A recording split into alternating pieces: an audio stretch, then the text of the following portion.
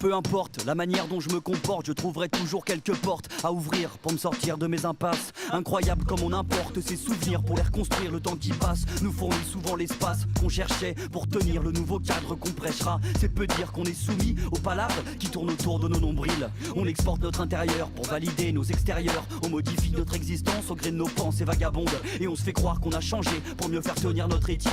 Si ça tient, c'est qu'on l'enfonce dans les profondeurs de nos corps. On arrive à se trouver pathétique, mais ça reste éphémère, car le regain d'ego surgit pour protéger nos équilibres. Impossible de flotter sans un sentiment tenace perceptible. La fébrilité qui souvent dépasse l'héroïsme de nos postures publiques. Si la machine humaine s'effrite, c'est qu'on touche à ces grands principes. En clair, je pense pas vraiment qu'on soit figé, qu'on soit fixé une effigie. C'est dommageable si on oublie qu'elle est friable. On est sûrement réconciliable avec nos antécédents, mais sur le moment on fait que flipper à l'idée d'oublier nos fondamentaux.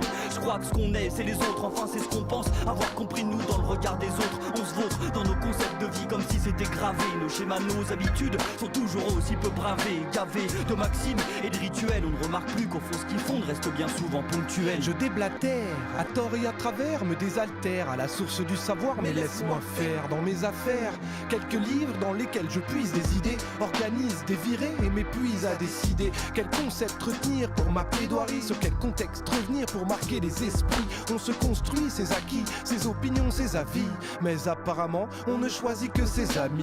L'art de la conversation se joue sur la mémoire et la conservation. Impressionner l'auditoire avec quelques citations, un petit moment de gloire et d'excitation.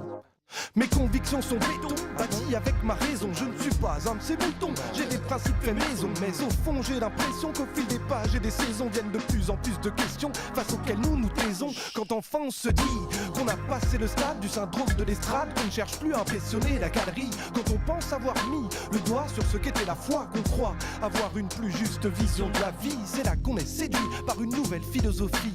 On résiste mais on cède, et la rhétorique sévit, laisse une traînée dans l'atmosphère comme une météorite. On essaie de rester intègre, mais qu'est-ce qu'on aime les théories. À dire vrai, on ne s'approche pas si près que l'on croit de la vérité, même si cela s'y prête. On s'alimente, on grappille en salivant quelques nutriments pour cette angoisse nous animant. À cela chacun ajoute son vécu, ça nous rend taquin, ça nous rend têtus. Parfois mesquins, regarde comme sont vêtus les propos des uns, regarde comme les autres sont déçus.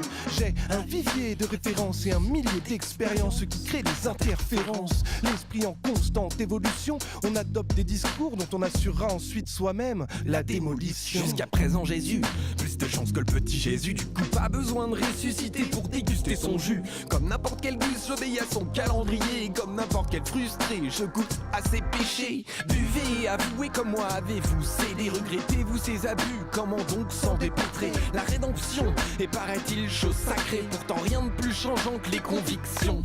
Par ambition, à quoi seriez-vous prêt pour court-circuiter le processus de sélection? Mais quelle plus grande menace que sa propre obsession quand on ne veut pas perdre la face, car on est en mission. Sans la confrontation régulière à nos contradictions, on oublie bien vite les fondamentaux inhérents à notre condition. Dès lors, n'importe quelle coup de grâce a ses raisons, et le bon sens cède sa place aux mauvaises intentions. On a comme l'impression d'être en état de grâce, même si la mutation opérée risque fort de laisser des traces. Quand on avance en continu, sans jamais prendre le recul nécessaire à la retenue, on reste enfermé dans sa bulle, prisonnier et adepte d'un entre-soi abject. On automatise la politesse en variant la forme des courbettes, mais sur notre faciès, nous en tant qu'achète, le masque du stress qui nous rend flippant comme un spectre. Alors on se lasse et on se plaint, puis on s'agace et se plante, car on a pris la tangente, mais enfin on apparaît plus humain. Et bien que nous soyons tous différents, personne ne fait exception, car nous sommes des êtres aimants, incapables de tenir nos positions. Alors je suis rentré en moi-même. Je n'ai jamais pu en sortir. Les imprudents. Me laisser tout seul avec moi-même et il me défendait les mauvaises fréquentations. Quelle inconséquence. Mais quelle prodigieuse destinée.